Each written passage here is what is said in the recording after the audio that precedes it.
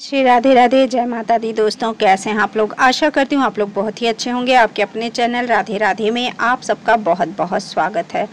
ये एकादशी, इस बार हम आपको रमा एकादशी के बारे में बताने जा रहे हैं, तो आप लोग ध्यान से सुनिए। 16 या 17 अक्टूबर कब है रमा एकादशी? जान व्रत का मुहूर्त, पारण का समय हम आपको इसी वीडियो में दे रहे हैं, तो आप लोग ध्यान से सुनिए। कथा हम आपको अगले वीडियो में हम कथा जरूर देंगे। रमा एकादशी कथा के बिना अधूरा रहता है, तो इसलिए आप लोग ध्यान से सुनिए। पहले व्रत कैसे करना चाहिए, उसका नियम, उसका व्रत का संकल्प कैसे लेते हैं, वो हम आपको बताएंगे। बिना संकल्प के कुछ भी अच्छा नहीं रहता, पूर्ण नहीं होता। अच्छा तो रहता ही है, व्रत का फल तो हमें मिलेगा, लेकिन बिना संकल्प के व्रत अधूरा रह जाता है। तो इस बार हम व्रत का संकल्प आपको बता रहे हैं कि पहले आप व्रत का संकल्प लीजिए, उसके बाद कोई भी व्रत बिना संकल्प के अधूरा होता है। तो आप व्रत का संकल्प जरूर लीजिए। जो भी आप व्रत कर रहे हैं, पहले उसका संकल्प लेना बहुत ही आवश्यक होता है। तो इस बार शुक्रवार को कार्तिक मास के कृष्ण पक्ष की एकादशी का व्रत रखा जाएगा। रमा एकादशी का व्रत है, श्री हरि विष्णु को समर्पित होता है। रमा एकादशी के दिन पूरे श्रद्धा भाव से विष्णु भगवान का चिंतन मनन करने से जीवन में सुख शांति आती है। हिंदू धर्म में रमा एकादशी का विशेष महत्व है। यह एकादशी इस साल कार्तिक के महीने में पड़ रही है। इस बार शुक्रवार को कार्तिक मास के कृष्ण पक्ष की एकादशी का व्रत रखा जाएगा। रमा एकादशी का व्रत श्री हरि विष्णु को समर्पित होता है। रमा एकादशी के दिन पूरे श्रद्धा भाव से भगवान विष्णु का चिंतन करना चाहिए, जीवन में सुख समृद्धि आती है। इसलिए आइए आज हम आपको बताते हैं रमा एकादशी का पूजा का शुभ मुहूर्त और विधि, व्रत का पारण का समय। तो 16 या 17 अक्टूबर कब है, ये हम आपको बता चुके हैं। तो 16 अक्टूबर के दिन सुबह 10:35 से एकादशी तिथि की शुरुआत होगी। 17 अक्टूबर के दिन सुबह 11:12 तक उदया तिथि के अनुसार हम 17 अक्टूबर को रमा एकादशी का व्रत रखेंगे।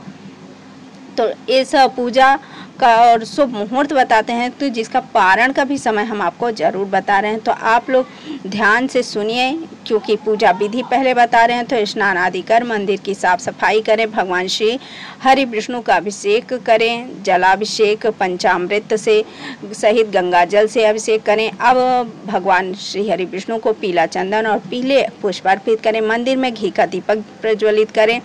संभव हो तो व्रत रखें और व्रत लेने का संकल्प जरूर लें। संकल्प लेना बहुत जरूरी है। रमा एकादशी की व्रत कथा भी जरूर पढ़ें, क्योंकि बिना एकादशी व्रत कथा पढ़े हुए एकादशी का व्रत पूर्ण नहीं होता है। पूरी श्रद्धा के साथ श्री हरि विष्णु को लक्ष्मी जी की आरती भी करें। प्रभु को तुलसी सहित भोग जरूर लगाएं। तुलसी पत्र एक दिन पहले ही लाकर रख लें। अंत में क्षमा प्रार्थना भी करें। रमा एकादशी के दिन माता लक्ष्मी की पूजा करने से विशेष फल की प्राप्ति होती है। इस दिन है रमा एकादशी, किस शुभ मुहूर्त में होगी पूजा, ये शुभ मुहूर्त हम आपको बताएं। पूजा का शुभ मुहूर्त, रमा एकादशी के दिन सुबह जल्दी उठना चाहिए। तो अब आपको बता रहे हैं कि शुभ मुहूर्त जिसमें भगवान विष्णु और माता लक्ष्मी की पूजा करनी चाहिए। इस दिन से लेकर आपको पूरा कार्तिक के महीने तक श्री हरि विष्णु और माता लक्ष्मी का पूजन करना चाहिए। तो अभिजीत मुहूर्त सुबह 11:49 से रहेगा, दोपहर 12:20 तक। अमृत काल का शुभ मुहूर्त है 11:25 से दोपहर 1:06 तक। ब्रह्म मुहूर्त है 4:58 से 5:40 तक। इसमें आप भगवान की पूजा कर सकते हैं, जिसमें आपको बहुत ही लाभ होगा। रमा एकादशी की कथा और का भी लाभ होता है, तो वह हम आपको बताते हैं कि कथा का क्या लाभ होता है। रमा एकादशी की कथा सुनना इस व्रत का अहम हिस्सा होता है, जिसे सुनकर व्रत का फल पूरी तरह प्राप्त होता है। इस व्रत से सभी मनोकामनाएं पूरी होती हैं और सौभाग्य की प्राप्ति होती है। यह दिन माता लक्ष्मी की आराधना शुरू करने के लिए बहुत ही शुभ माना जाता है। तो ये हमने आपको व्रत का कथा सुनने का बताया। अब हम आपको विशेष उपाय का महत्व बताते हैं। जो रमा एकादशी का दान करना बहुत ही अच्छा होता है। तो स्नान करना और पूजा करना अत्यंत लाभकारी होता है। यह चतुर्मास की अंतिम एकादशी है। इसके बाद देव उठनी एकादशी आती है। इस दिन किया गया उपवास घर में सुख समृद्धि और धन के वृद्धि का प्रतीक माना जाता है। रमा एकादशी का व्रत कब रखा जाएगा, ये हमको बता। रमा एकादशी का व्रत 17 अक्टूबर 2025 को रखा जाएगा। रमा एकादशी को पानी में क्या डाल के नहाना चाहिए, ये भी आपको बता रहे हैं। तो एकादशी के दिन स्नान में पानी में थोड़ी हल्दी या चंदन डालकर नहाना बहुत ही शुभ माना जाता है। एकादशी, काफ़ी लोगों के मन में ये सवाल है, एकादशी को बाल धोएं या नहीं धोएं। तो एकादशी को सिर धोने का क्या है विधान? हाँ, एकादशी के दिन सिर धोना वर्जित नहीं है, लेकिन यह शुद्धता और संयम के साथ करना चाहिए। एकादशी के दिन कौन सा नमक खाना चाहिए?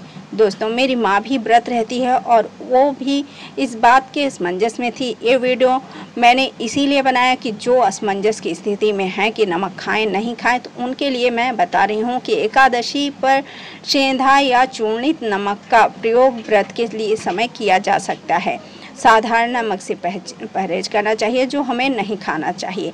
एकादशी के दिन तुलसी माता को क्या चढ़ाना चाहिए? कि बहुत किसी के मन में रहता कि तुलसी तो भगवान श्री हरि को बहुत ही प्रिय है, तो तुलसी माता को कुछ तो अर्पित करना होगा। जी हाँ दोस्तों, करना चाहिए। तुलसी माता को एकादशी पर साफ जल लें, फूल, अक्षत, चावल नहीं चढ़ाना चाहिए। वो पूजा में हर रोज में चढ़ता है, इसलिए मुँह से निकल गया। तो चावल को छोड़ के तिल डाल सकते हैं, सफ़ेद तिल, थोड़ी हल्दी चढ़ाना शुभ होता है। तो हम माता एकादशी का व्रत रखती हैं, तो हम जल सीधे तुलसी के पौधे पे नहीं चढ़ा के वहीं एक बर्तन रखेंगे, या तो ऐसे ही ज़मीन पे हम उनके चरणों को पखारने के लिए जल अर्पित करेंगे कि माता को हम जल ये समर्पण करें, उनके चरण धो रहे हैं, ये भाव लेके हम माता के वो सब समर्पित करेंगे, सब कुछ चढ़ाएंगे, लेकिन उनको हिलाएंगे नहीं, क्योंकि माँ ध्यान साधना में व्यस्त रहती हैं। भगवान श्री हरि विष्णु का वो भी एकादशी व्रत करती हैं। तो दोस्तों, ये हमने आपको एकादशी कैसे करना चाहिए, किस तारीख को है, पारण कब करना है, वो हमने आपको बता दिया है। तो आप लोग ध्यान से सुन लीजिए, और अगले वीडियो में मैं आपको एकादशी व्रत कथा दूंगी। अगर वीडियो पसंद आए तो लाइक कीजिए, शेयर कीजिए और सब्सक्राइब कर लीजिए। जय माता दी, जय श्री हरि विष्णु।